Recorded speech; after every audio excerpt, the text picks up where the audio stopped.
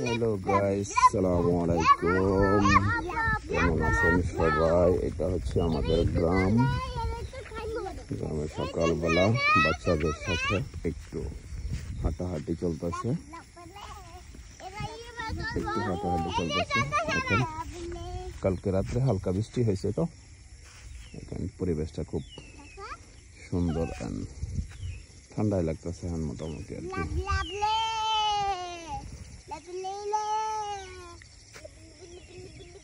বৃষ্টির আশঙ্কা আছে, আবার বৃষ্টি হওয়ার সম্ভাবনা আছে। আবার আজকে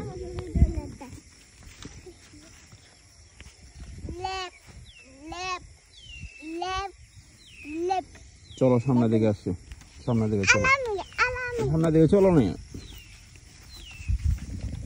সামনের দিকে চলো।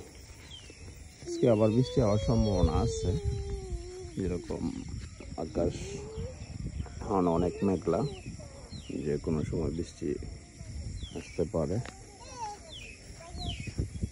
ওকে গাইস, বাই, আজকের জন্য এই পর্যন্তই।